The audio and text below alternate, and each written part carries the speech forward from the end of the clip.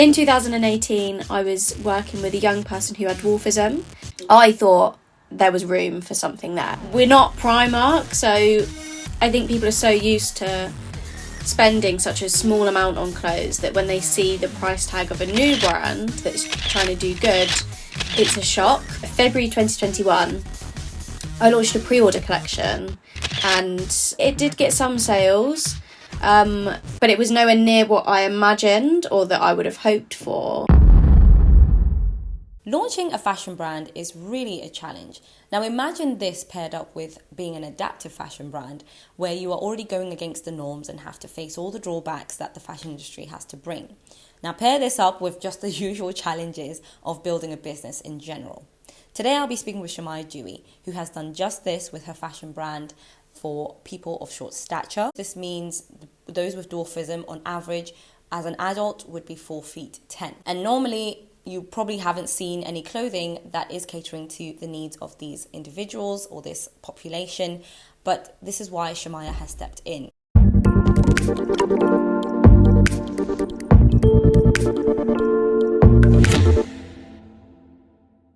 Hello everyone, thank you so much for having me. My name's Chamiah, for anyone that didn't catch that. I'm a 24-year-old entrepreneur and I started my business now almost 3 years ago. So I created the UK's first clothing brand for short stature people. So for anyone that's wondering kind of the height limit on that, it's about under 5 foot. So medically that's 4'10". For anyone who's wondering, that is under 4'10" to be classed as medically short stature, but we include those that are kind of 4'11" as well, because otherwise they kind of miss out. And that started as a kind of a light bulb idea way back in 2018 when I was working on a youth programme called NCS. And yeah, I used to do NCS every year. You kind of work with young people, you do activities and charity work and workshops, and it's a lot of fun. And in 2018, I was working with a young person who had dwarfism. And at that point, I didn't know anything about dwarfism. I didn't really know anything about disabilities or what accessibility entailed. Like, I was really going into it new and with completely fresh perspective on everything. But I learned so much about dwarfism as a condition over that month-long period, and the young person I was working with was one of those people that was really open about her condition, and she kind of taught me a lot, even about the medical side of things and the anatomy side of things. And as someone who's always wanted to be a fashion designer, and I was just about to go to London College of Fashion to study fashion, I am always conscious, or I'm always noticing what people wear. So I did a little bit of research when I went home from this experience and found there wasn't really anything on the market. And the stuff that was on the market was quite basic, it was really pricey, it wasn't trend driven at all. And I can see the benefit of slow fashion and having things that aren't trend driven. But I think when you're a 16-year-old and all your friends are wearing one thing and the only thing that's an option for you is something that's completely out of the ordinary, when you already stand out, I thought there was room for something there. So in 2020, as part of my university studies, I started the clothing brand, and I spent over a year, I'd say, extensively researching and developing samples, and it's just kind of continued from there. Now we're almost 3 years in and I'm growing, and I've pivoted the brand so that it's reaching a much larger market. So yeah, it's a really exciting time for me. Congratulations for what you have achieved so far. It is really amazing because I know I started seeing your brand specifically on like Instagram and LinkedIn, and you do share quite a lot about the journey as well, which I think is super important. Now with that obviously comes all the challenges and actually getting into it. I know when I started the brand, I thought, the minute I launch it, it's going to go crazy with like, everyone's going to buzz about it. I mean, there was that, but there was also the downside of like, sales weren't so great because you'd think that, this is something that's really on demand in terms of the amount of disabled people that are out there who have been, reaching out about this, and then didn't quite show in the results of what I thought would be following the launch. And I know you share a similar story. So what would you say, how has your journey been with that specifically? Yeah, so I completely agree. I feel like I was in this similar point that, like, so many people have been messaging and telling me they're so excited, and like the Instagram's really grown, and I've worked on this so hard, so surely things are going to sell out, and it's just going to be like, I'm just going to be like thrusted straight into the fashion industry and my life's going to change. But actually, when I launched the first collection in when was it? February 2021, I launched a pre-order collection, and I mean, it did okay. It did get some sales, but it was nowhere near what I imagined or that I would have hoped for.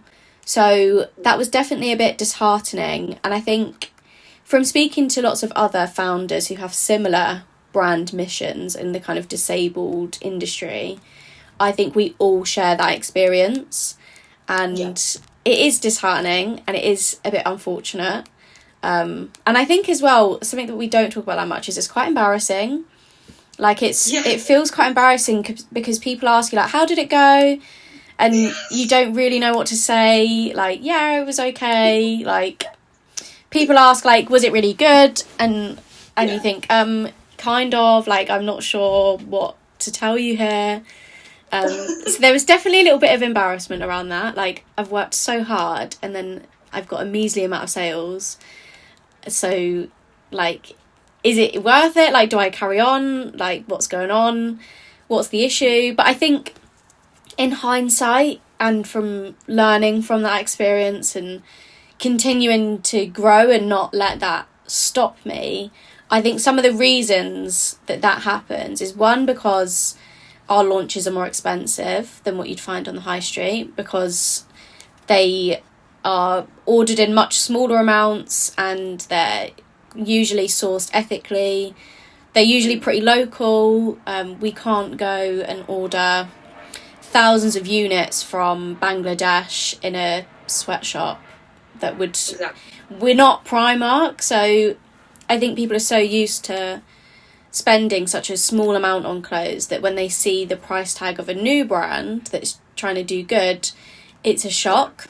I think that's definitely a huge part, and I think another big part of it is that our collections are much smaller, again, because we don't have the resources to create these huge, exciting, beautiful collections yet, but we're moving in that direction. And I think the fact that I'm still here and we still have brands like your own and like some others in the industry is testament that although the sales aren't necessarily there right in the beginning, there is still interest. People are still interested. They still want to come along for the journey.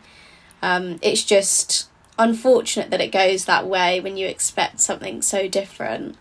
But I think it's really important that we talk about it, because I can imagine there are so many other brands that pop up here and there that maybe we don't hear of, that have the same experience, that are feeling quite embarrassed and confused and like not knowing what's going on, because it does feel like that when you launch something and you think, well, why didn't it sell out, or why were more people not interested in buying? But I think it just takes time to build your resources, build supply and demand, and we'll get there. It just takes time.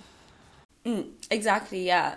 I think what's key really are the people who are involved in all of this as well, because as you mentioned, it's not possible to buy a load of units and then having to have the burden of selling all of it. So yeah, the pre-order model is definitely something that I did for my brand as well. And it makes sense, obviously, from a financial perspective, but also actually for the customer, because in a way it's like customized to them. For me specifically, that is kind of that is the main thing, that is able to be customized to their needs as well. But even then, now comes the cost implications, which then have been definitely a drawback for many people who I have spoken to.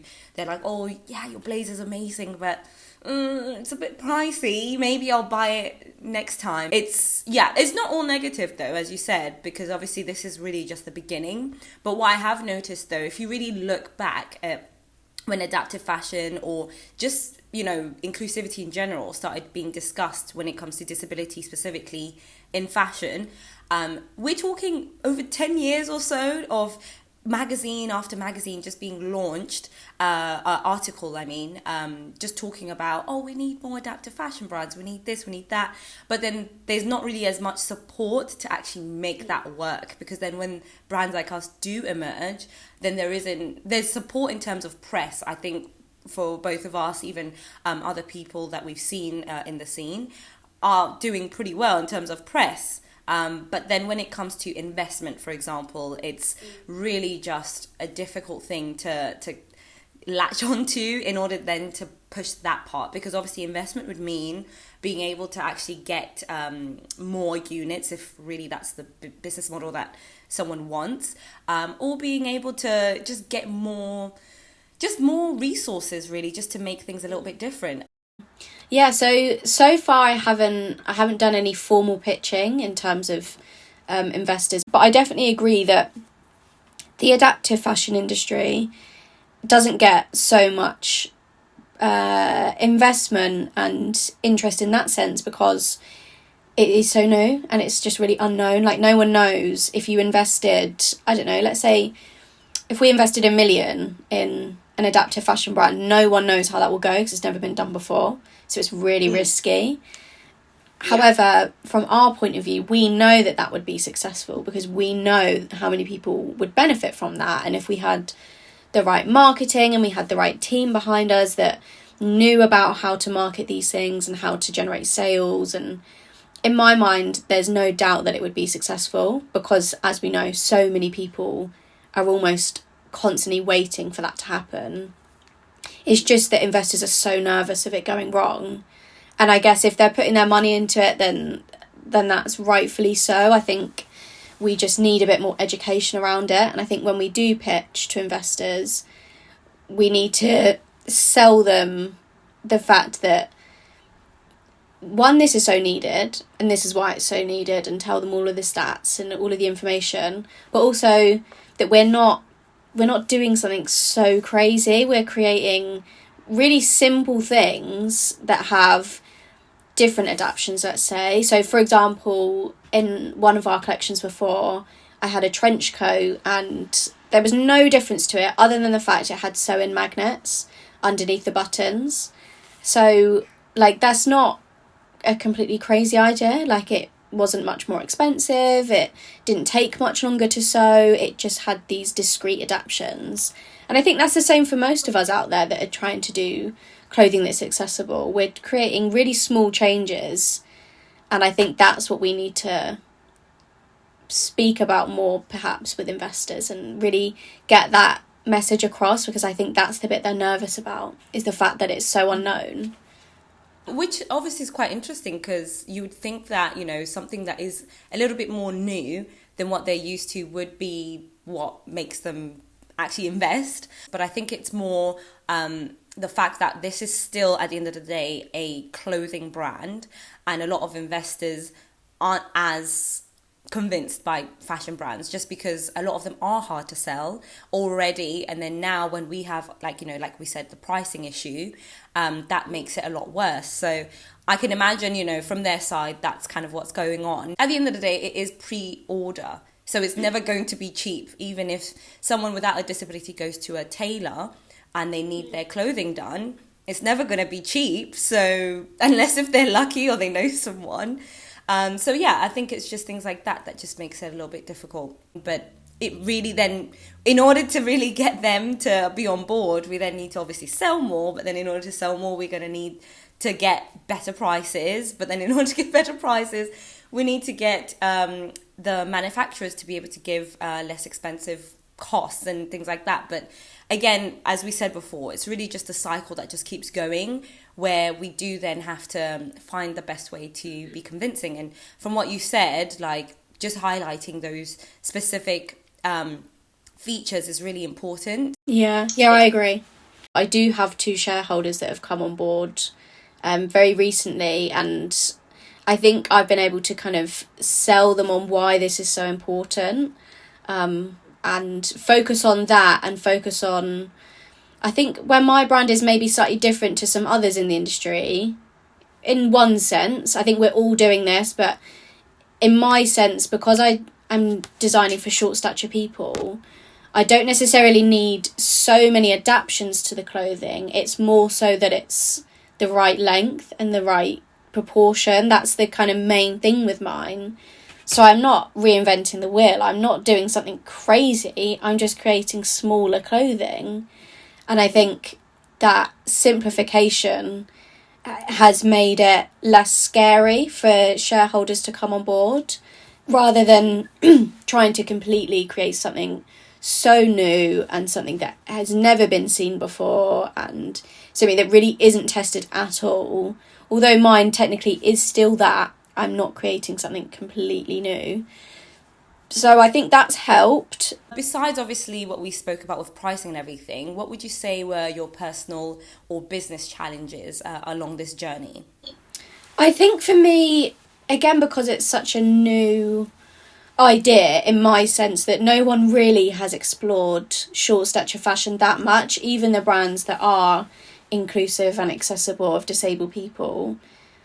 Short stature people don't usually come under that umbrella, which, like, I understand, because it's less understood, and perhaps I think the most frequent thing that we think about when we think of disability is we think of average height people in wheelchairs, or average height people who use canes and walking sticks, or they might have limb differences and things like that.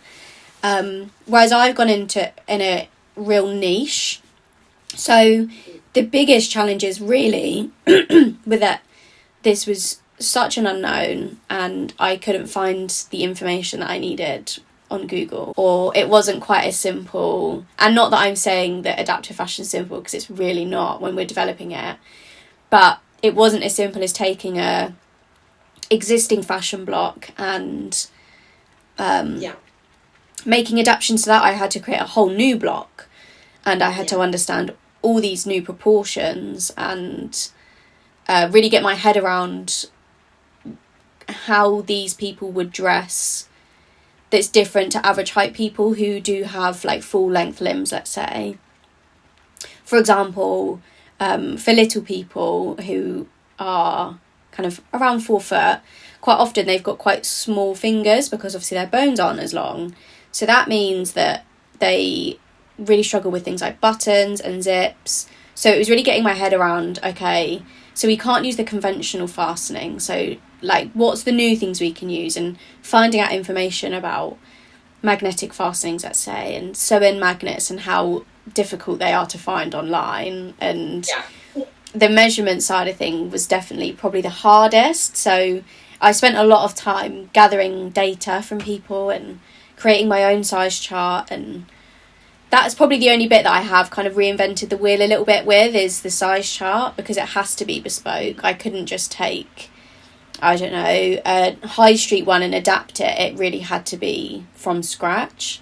So that definitely was the hardest part, because without that size chart and without the measurements, like, you have nothing. Like, for a fashion brand, that is everything, is knowing the base, the base measurement. So it took a long time, it took a lot of research, but I think we're in a good point at the moment.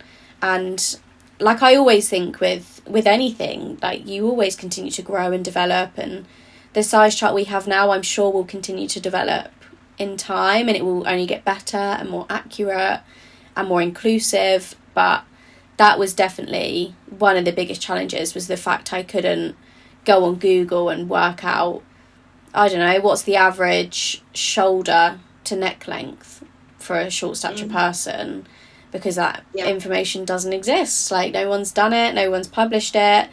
Even the brands that were out there, I think there were one or two at the time, for short stature people, and there's only really 3 of us even still in the world at the moment. They don't publish their size information, so it's not even like I could look to them for an insight. Like, everything is so secretive, which is quite unfortunate. But yeah, that was really tough. But get through it. It just takes time. And I think you learn, there's obviously pros and cons to that. The con is that it takes so much time and that it's quite difficult. But the pro is that you learn so much more about the intricacies of different bodies, and you really, like, I'm like a specialist now in that body type. I really understand it. So I've taken that time to really research and understand what a short stature body looks like and how clothing fits them, and how a pattern piece should look so that it fits perfectly.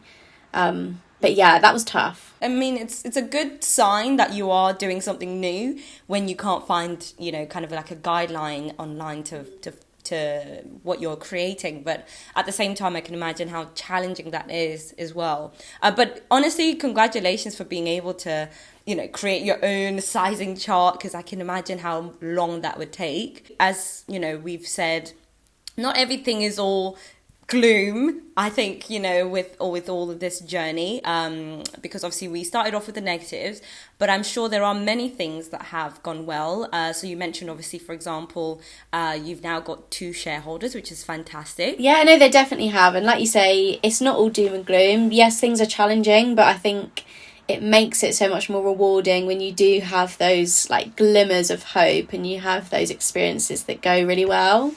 So there's been a couple of really great things. Obviously, like every day something great happens, like receiving messages constantly from people that are excited, or they've only just discovered us and they're like over the moon. And I get messages all the time that say something along the lines of, I don't know, I'm 27 and I've been thinking about this my whole life. I'm so glad someone's doing it. And that obviously means a lot because I work so hard for those people.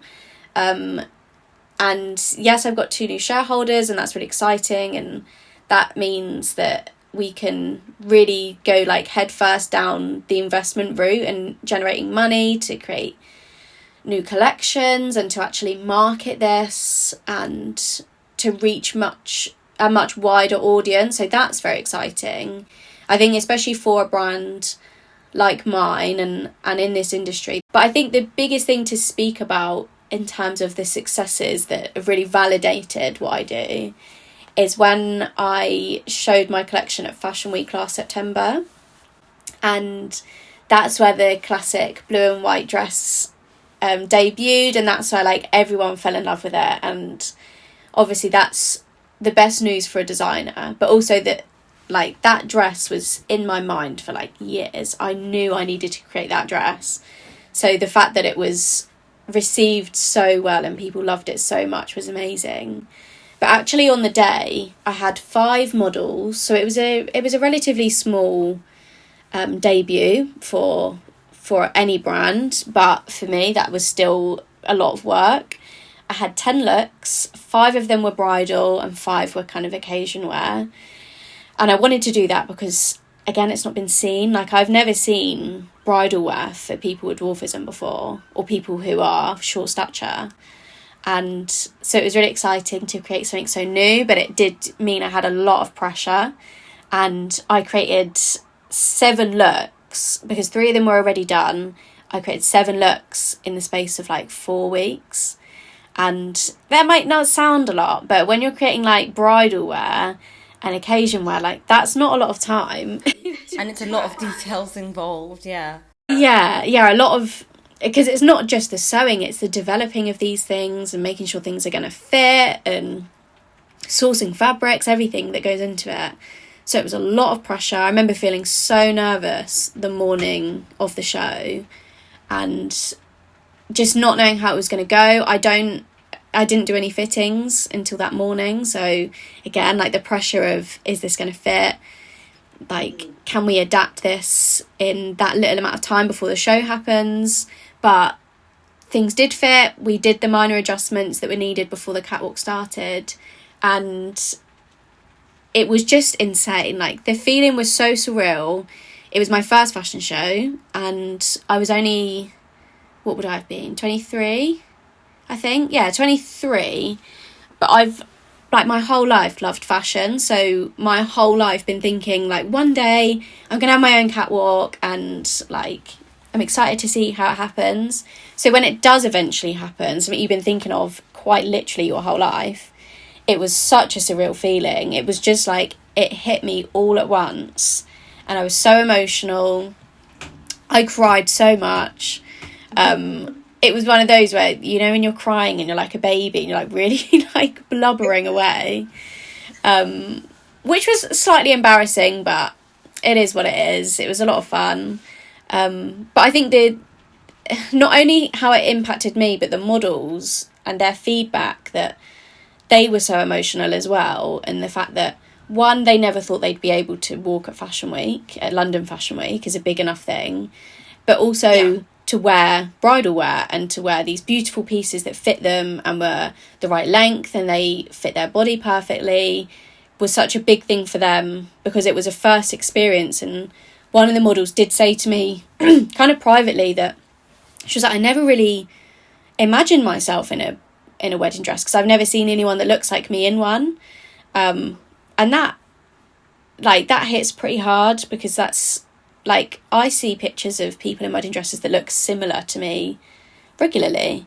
So like I can kind of imagine myself in a wedding dress in that sense, but I don't think the impact hit me quite as much as I thought it would until the day when people were really saying like, I really never thought that I could wear this stuff, or I really never thought I would be at Fashion Week walking for a brand that made clothes for me. So I think that was probably, I mean, that was 100% the best day of my life so far. And I think that was the thing that really like validated what I was doing. And I was like, if nothing else, if the business failed and I didn't get any more from this, I'm so glad I at least did this and I at least made this bit of impact. So yeah, I think that's definitely the most kind of successful day if I was to put one on it. So yeah, it was a lot of fun. So anyone that is thinking about going into this industry or is in the industry and is finding it tough, like, there is light in all of it. And I think having those in-person experiences are what validate what you do and what give you that motivation to carry on when it is tough. Well, on that, what do you think would be your ideal look on fashion, like in terms of the adaptive fashion scene or just in general? What is like the future that you would envision? So I feel like we're in a space similar to what, if we imagine the plus size fashion industry was right in the beginning, right when people were starting to talk about it and they were starting to almost demand their voices to be heard. And then now we go into shops and every shop has like a plus size section. Like, that's just a given. Like, almost every brand will have like a curve or plus size or whatever they want to call it. I feel like in 10, 15 years time, brands will have to have like an adaptive range, and they will have to include this stuff in their stores, in their physical stores, because it's great that we have brands like ours that are like e-commerce brands and we're online, but people want that in-person feel. They want to be able to go into a shop and try stuff on and feel the fabric and really get a feeling for things. It is different when it's online. So I feel like, for me, the future that I would like to see and that I hope we're working towards is that brands have accessible collections, and that it's fed into their normal collections as well, or their average collection should I say, and that we start utilising universal design a lot more. But I do think there will be room to have, just as we have petite section, we have tall sections, we have plus size, we have maternity, there will also be an adaptive collection in most stores. And that means that disabled people will be able to access clothing that is trend driven, and they can wear what their friends are wearing and their peers are wearing, and they can feel included. They can go into stores just as everyone else can, and they can access the same things. I think we're moving towards that. I don't see how we can continue to avoid it when we're talking about disability so much now. We sometimes see brands as like the villains and that they don't listen and that they don't care, but whether they want to or not, they have to be seen to care. And we're in a very big shift at the moment when it comes to disability and EDI in general, equality, diversity and inclusion. Like, they have to be seen to be doing something. So I think that's only going to be beneficial for our brands. And like I've been speaking to different people about, is that we're in a really good spot to have been developing our clothing brands now, because we're in that initial kind of formation of the wave, if you imagine. And at some point over the next, I reckon, 5 years, that's going to really grow and grow and grow. And if we're already out there and we've already done it, we've already done the research and the development, we're in a really good point. So I think the future is exciting for us and for our communities. Yeah, most definitely. As you said, honestly, it is being spoken a lot more. So hopefully that is really just the start. Well, just to round up and to end us off, how would you like our listeners to stay in contact with you and your brand? So if you're interested in kind of following along our journey, or you're a short stature person, or you know someone who's short stature who you want to point us to, you can find us either online on our website at chamiahdeweyfashion.com. Otherwise, we are on pretty much every social media platform, I think. But I think the best places to find us is Instagram and TikTok at Chamiah Dewey Fashion. So yeah, excited to see some of your listeners. Perfect. Well, thank you so much for joining this podcast and really just delving into what's happening in the adaptive fashion scene. We're so excited to see what the future has to hold. And listeners, we shall be back with some more. Thank you. Bye.